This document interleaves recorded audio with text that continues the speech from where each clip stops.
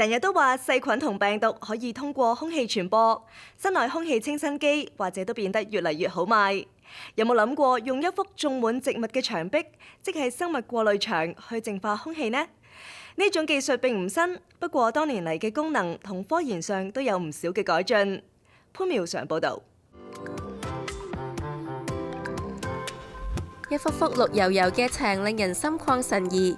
有唔少公共場所同商業大廈大堂都設有呢種生物過濾牆 （Living Wall Biofilter）， 唔單止美觀，仲能有效過濾空氣中懸浮污染物，令室內空氣更清新。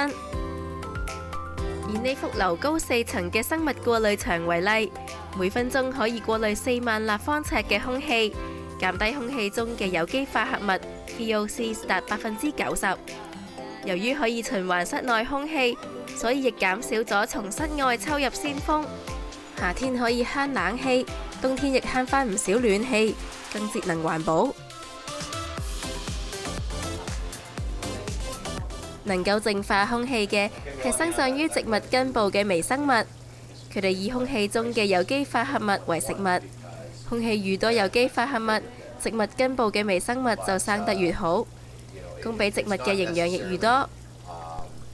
一般嘅綠牆就只得由植物或青苔構成牆壁，葉面喺光線下進行光合作用，提供更多氧氣，但就起唔到過濾空氣嘅作用。生物過濾牆就用到風扇系統，將室內空氣抽入牆壁。A stream of contaminated air is forced across this root structure in the plant wall. There's an ecosystem of microbes that are contained within this root structure, and they use those contaminants as a food source, and they remove them out of that airstream, and what's circulated back into the room again is cleaned and cleansed air.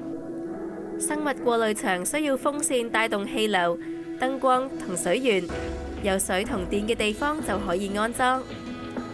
而呢項技術發展原來同航天科技有關。Back in the early 90s, there was a graduate team of researchers at the University of Guelph, and they were studying biological life support systems, and they were approached by a space agency who wanted to develop a solution to, cleaning the air in space capsules and also growing food. And through their research, they developed the very first living wall biofilter, which was the active machine that we see here today. And it didn't take long for those in the academic community to really get excited about the possible application of biofiltration technology and indoor air quality in buildings. And that led a fairly prominent architectural firm at the time to specify in a very, very large biofilter at a university in Etobicoke, and that was the very first living wall biofilter that was ever done, and it's still there today.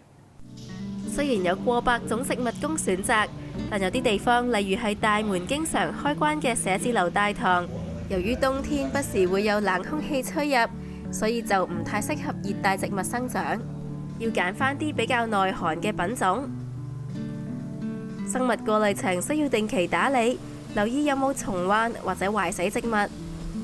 試過有清潔工人唔將洗地漂白水倒入過濾牆嘅水池，導致成幅牆嘅植物死晒。If we had been monitoring this, we had the technology to monitor this remotely, we would have received an alert immediately as soon as that water was contaminated. We would have known about it, and we would have been able to remotely flush the system of the contaminated water and refill with fresh. We could have saved that entire wall, and we would have known about it before it ever became a problem. So in every single installation, we want to make sure that we're monitoring these critical systems so that we can get ahead of issues before they become major calamities. 若果當時有連接到遙距監測，或者可以挽救幅牆。而家幾乎所有大型生物過濾牆嘅監測儀都上網連接到研發公司嘅監測系統，隨時睇到二氧化碳、空氣中有機物 VOC、水嘅酸鹼值、流量等等。監測人員喺問題未擴大前就能對症下藥。不過，就算有遙距監測，都避免唔到植物大量死亡，導致出現植物荒。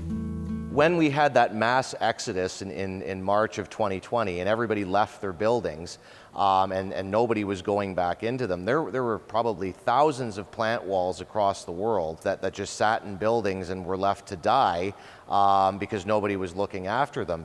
And then once people started going back into their buildings, they wanted to replant their walls, which meant that everybody was looking to buy plants and source tropical plants all at the same time. It made it very, very difficult to source plants for a period of time in 2021, and that was the reason. So we're coming on the other side of that now. 喺疫情下，大眾對殺菌消毒能力更關注，所以不少生物過濾牆亦加設咗紫外線過濾器，做埋消毒作用。公司亦同大學研究團隊合作，繼續提供數據，進一步從科學角度去研究以生物過濾去改善室內空氣嘅程度。呢啲生物過濾牆既美觀，又能淨化空氣。下次見到呢啲植物牆時，不妨細心觀賞，享受一下呢座天然空氣清新機帶嚟嘅潔淨空氣。好啦，今日節目時間又到，下星期再見。